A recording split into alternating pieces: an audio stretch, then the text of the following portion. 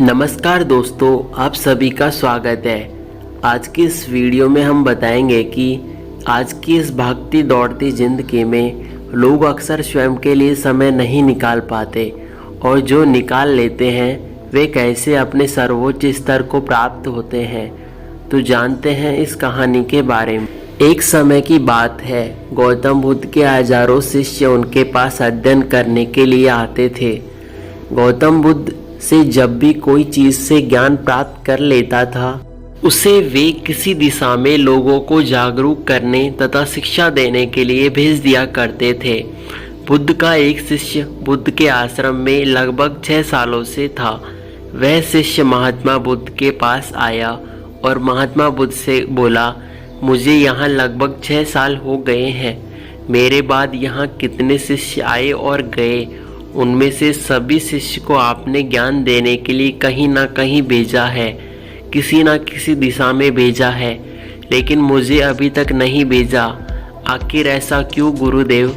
क्या मुझे आपका ज्ञान प्राप्त नहीं हुआ? इस पर महात्मा बुद्ध मुस्कुराए और बोले, ये तो तुम्हें खुद ही पता लगाना पड़ेगा। ये तो तुम्हें स्वयं ही समझना होगा कि मेरा ज्ञान तुम्हें प्राप्त हुआ अथवा नहीं। शिष्य बोला कि हे बुद्ध, आपने इन 6 सालों में मुझे जो भी उपदेश दिए हैं वह मुझे सब याद है। आपकी बताई हुई एक एक बात मुझे सब याद है। आप कुछ भी मुझसे पूछ सकते हैं, मैं इस प्रश्न का उत्तर देने के लिए तैयार हूँ। आप मुझे एक मौका तो दीजिए ताकि मैं किसी भी दिशा में जाकर लोगों को अपने ज्ञान के बारे में बताऊँ। इस पर बुद्ध बोले, ज्ञान की बात तो याद रखने का कोई फ़ायदा ही नहीं जब तक तुम उस आदत को खुद नहीं अपना पाओगे। शिष्य ने कहा, जो भी हो कृपा करके मुझे एक मौका अवश्य दीजिए। आप मुझ पर भरोसा रखें, मैं सभी को अपने ज्ञान से प्रभावित कर सकूंगा। मैं लोगों को ऐसी बातें बता सकता हूँ जिससे लोगों के मन में शांति आ जाएगी और वो अपना शांतिपूर्ण जीवन व्यतीत कर सकेंगे। तो फिर बुद्ध ने कहा, अभी तुम तैयार नहीं हो। जब तुम तैयार हो जाओगे तो फिर मैं खुद ही तुम्हें उस दिशा में जाने के लिए बोल दूंगा। शिष्य ने कहा, क्या आपने मुझ पर इन 6 वर्षों में इतना भी ज्ञान नहीं समझा ये मैं किसी को प्रभावित कर पाऊँ? बुद्ध ने कहा, ठीक है, तुम पूर्व दिशा में जाओ, वहाँ पर एक गांव मिलेगा, वहाँ से भिक्षा मांगकर लाना और अपने ज्ञान से लोगों की मदद करना। कल सुबह तुम वहाँ अकेले जाओगे और शाम में आकर मुझे बताना कि तुमसे लोगों की सहायता कैसे की। शिष्य की ये बात सुनकर बहुत खुश और आशीर्वाद लेकर वह चल दिया। वो रात भर ज्ञान समेटता रहा और मन ही मन सोच रहा था कि मैं इस ज्ञान को ऐसा कैसी छाप छोड़ूं कि वहाँ के लोगों के साथ बुद्ध भी मुझसे प्रभावित हो जाए। सुबह उठकर वह महात्मा बुद्ध को प्रणाम करने लगा और उसके बाद चल दिया। उसने प्रणाम कर वह पूर्व दिशा की ओर निकल पड़ा। शाम को जब वह वापस आया तो बुद्ध ने देखा कि शिष्य के माथे पर चोट लगी थी और खून भी बह रहा था। बुद्ध ने उसे पट्टी की और पूछा, तुम्हें चोट कैसे लगी? इस पर शिष्य ने कहा, वहाँ के लोग बेहद ही दुष्ट हैं, उन्हें जरा भी बुद्धि नहीं है। मैं उस गांव से भिक्षा लेने गया, किसी ने मुझे भिक्षा नहीं दी, सब मुझे वहाँ गाली दे रहे थे। एक व्यक्ति ने मुझे भिक्षा तो दी लेकिन नीचे फेंककर और कहाँ उसे उठा लो। मैंने उसको काफ़ी समझाया लेकिन मेरी बात सुनने को तैयार ही नहीं हुआ।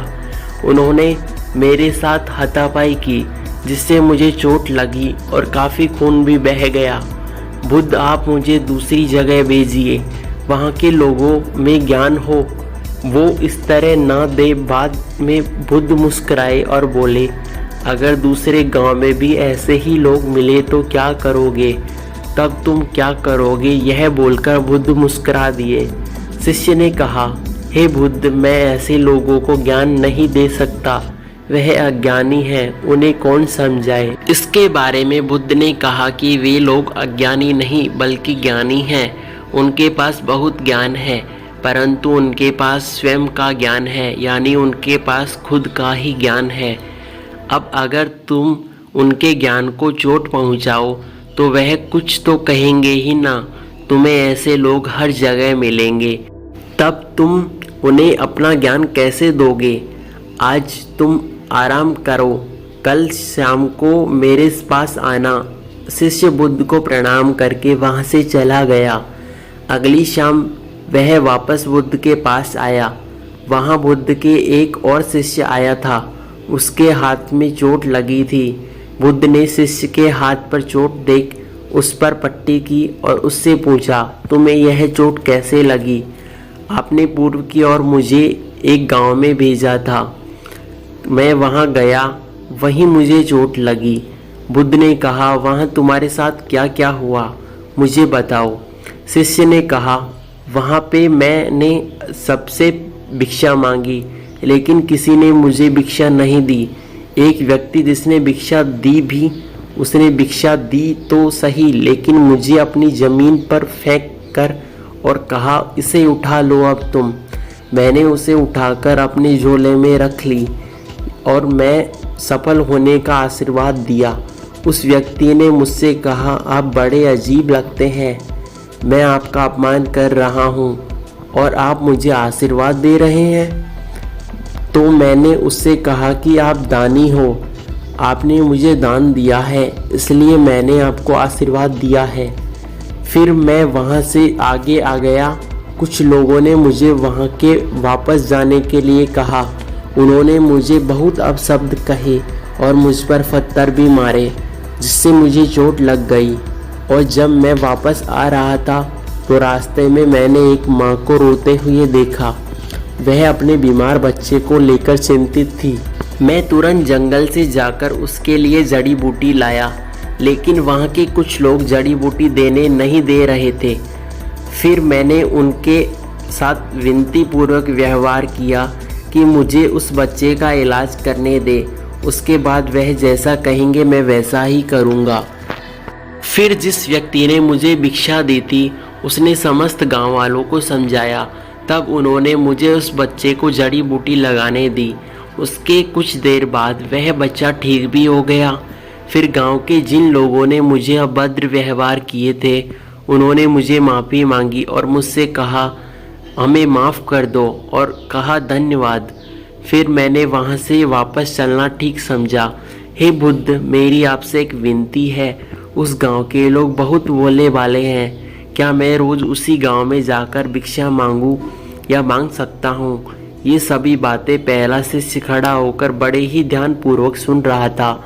उसने यह सुनकर बुद्ध के चरणों में गिरकर कहा, हे बुद्ध, मैं समझ गया कि अभी मैं उस लायक नहीं हूँ कि दूसरों को मैं ज्ञान दे सकूं। बुद्ध ने कहा, हमें बाहर वैसे ही लोग दिखाई देते हैं जैसे हम अंदर से होते हैं। तब तक स्वयं को नहीं बदल सकते, तब तक किसी को नहीं बदल सकोगे।